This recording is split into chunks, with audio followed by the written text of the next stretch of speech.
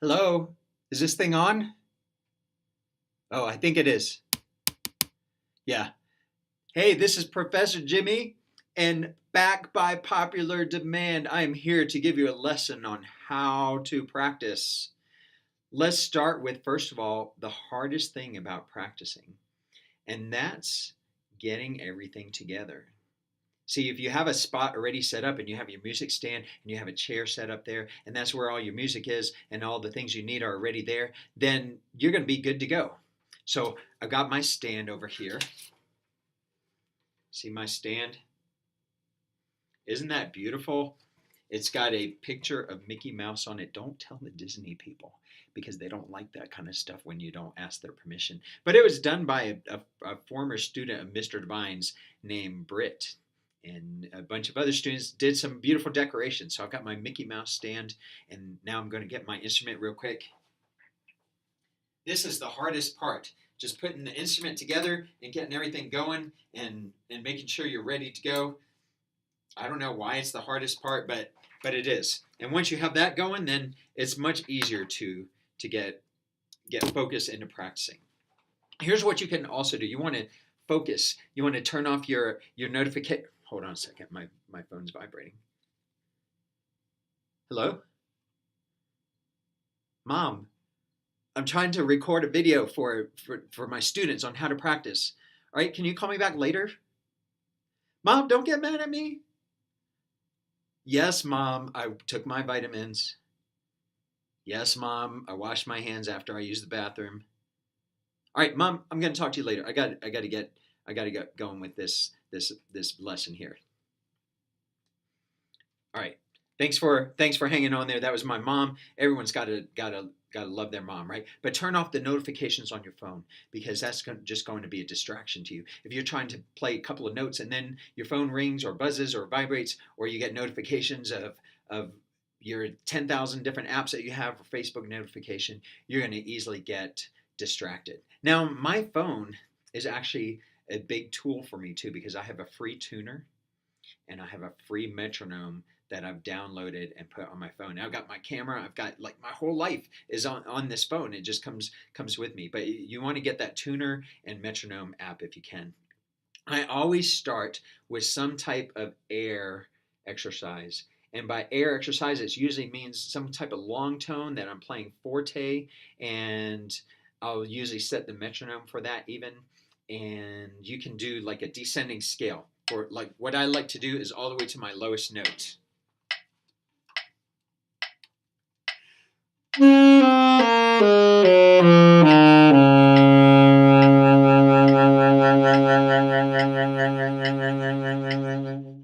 And I play it till I run completely out of air. And that way I'm building up my lungs and also trying to get a good sound too.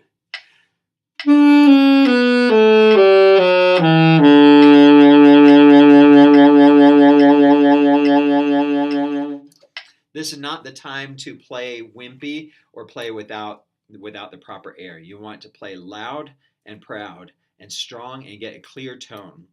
It's kind of like the stretching is for someone who's about to work out. That's what air and long tones are for you. Sometimes I'll just play a scale and just play it really long like this.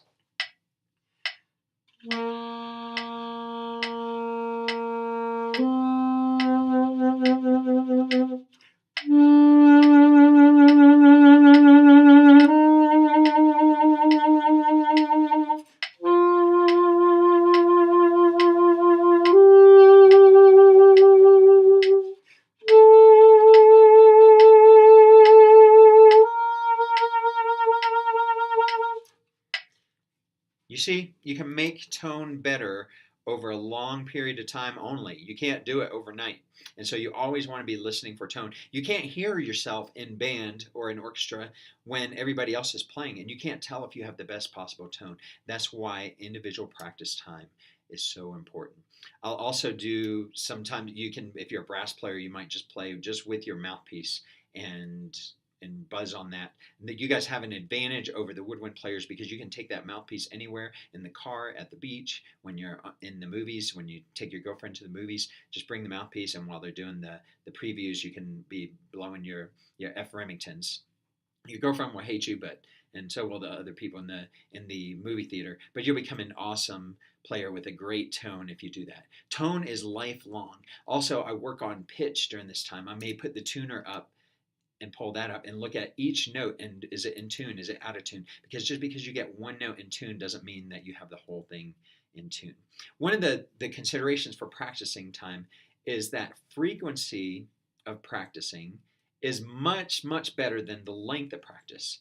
So you might say, well, I practiced 20 hours, but I did it all on the first Saturday of the month, and then I didn't do anything else the rest of the month. Well, you didn't really accomplish much if you did that. But if you did 5 minutes a day for 6 days a week, even though your practice time is much less than the person who did 20 hours, you're only approaching about 2 hours max at that point, but that's going to suit you better because it's something every day, a little bit every day. And like I said, the hardest part is just getting the instrument out and getting everything ready to go. Okay, so the next thing you want to do is you want to set a goal. Whatever the goal is, make sure it's something you can attain in that practice session. So finishing out my all-state audition in one practice session of 5 minutes, that's not going to happen. You need a lot more time than that.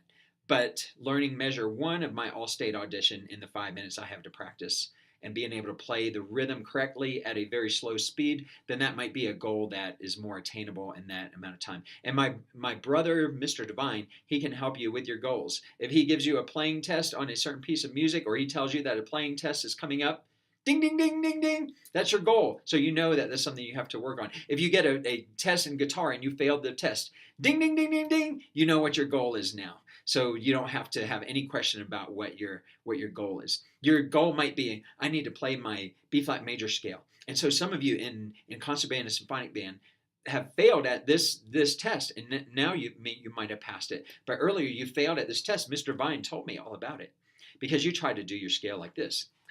And then Mr. Vine would say, play it slowly, play it as whole notes. And you'd go, guess what? Those aren't whole notes. Whole notes are round notes that get 4 beats each. And your scale would be like this.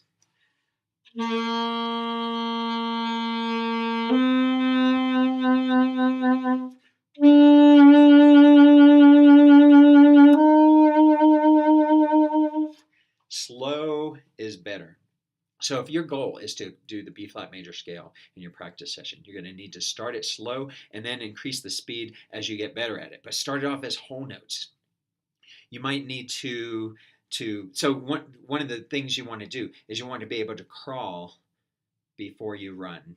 Crawl before you run. And so that means, so those of you who are more advanced, you're going to take the more advanced materials and slow it way down. I have in front of me here the all-state band audition material for saxophone in Colorado. So here's what some of you will do. It's like, okay, I got everything ready. I got my phone off. I already talked to my mom. I texted my mom and told her I love her. I'm good to go. My instrument's good. I've got a good read on there. Everything's good to go. I've got the all-state music up. Okay, I'm going to practice now.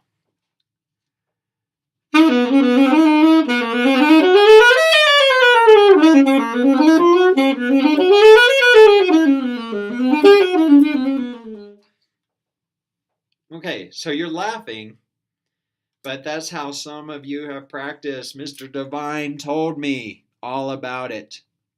So I know these things. Here's what you need to do. That piece that I was just trying right there, it says that the dotted half note equals 60. I'm not going to be able to play it at that speed just yet. Here's what 60 sounds like. That's what it's supposed to sound like. And that's what my long-term goal is. My long-term goal in about 2 months, in about 6 weeks, but not for this practice session. Right now, I'm just going to try to play it each eighth note that's on the page with one click of the metronome.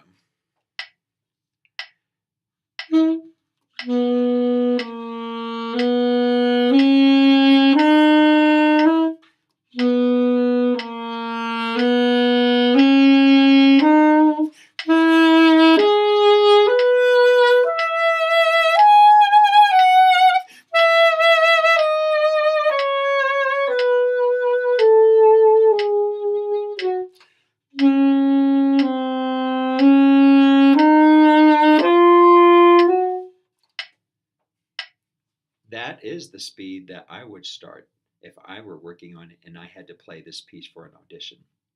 The reason for that is because I am concentrating on a lot more than just the notes. I'm concentrating on the rhythm. The rhythm is pretty easy, it's just eighth notes, but I'm playing 1/8 note per beat that you hear on the metronome. But then I'm also focusing on the dynamics and the phrasing. Hopefully, that time you could hear that in there. I'm not trying to get the speed that the audition needs to be on this first practice session. So that might be my goal. This first session is to play all the right notes at this terribly slow speed. And then next time, and I'm going to I'm going to write a note to myself in the music what my tempo is. The metronome right now is at 60. And so I would put down metronome equals 60 in pencil. And then the next time I practice, I'm trying to start it at 60. And maybe my goal is to get it to 66 with all the dynamics and phrasing and the tonguing and everything else, the articulation that needs to happen in there. Because I need to crawl before I can run.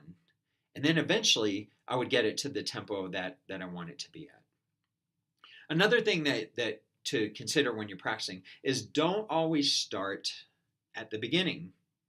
There's sometimes where someone's trying to practice their song for band and they have whole notes, whole notes, whole notes for 200 measures. And then they have one measure that has a 16th note run. And then they have whole notes for 200 measures. And so they'll start at the beginning. Da, da, rest, 2, 3, 4, 200, 2, 3, 4, 2, 1, 2, 3, 4, da, da. And then they fall asleep before they even get to the 16th note runs. You don't need to practice the whole notes. You're good at those already. You don't need to practice counting rest. Well, I take that back. Some drummers need to practice counting rests, especially when you have that triangle part, 200 measures of rest, and then one ding. So you need to practice counting to that. And then some people run out of fingers and toes for their counting. But practice just the measure that has the run. That's all you need to practice. That's why sometimes Mr. Divine gives you a playing quiz just on a short piece. He doesn't say play the whole song. It's like these two measures are what's troublesome, and that's what's shown itself to be troublesome. Don't always start at the beginning. Start at the section that's giving you trouble. Even this all-state piece, if I were working on it, and maybe the first 20 measures I get up to almost to full speed, but measure 21 is giving me trouble because it's got some notes that I never have seen before or aren't as comfortable with. And so I would just take that one measure and practice that one measure.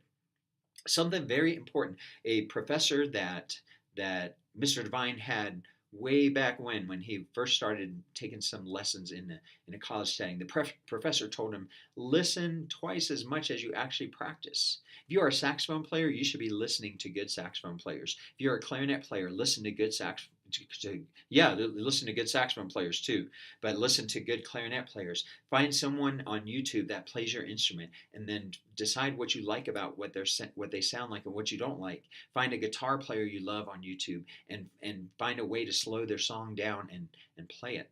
So once you have accomplished some of your goals and your practice session is now coming to an end, play something just for fun. When I'm practicing, I like to end my practice session with something, a bluesy song once in a while. I'll just kind of improvise, and it fits my mood. It's like my soul is speaking to how I feel at the moment. So this next piece that you hear is just that. It's just how I feel at the moment.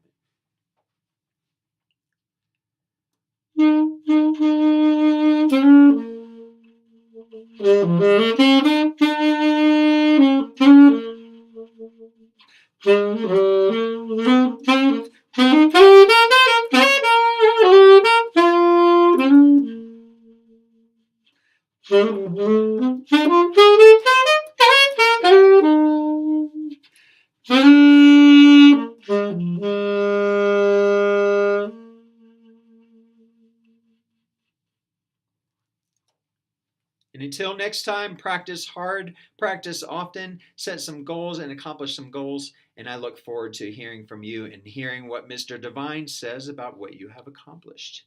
Goodbye.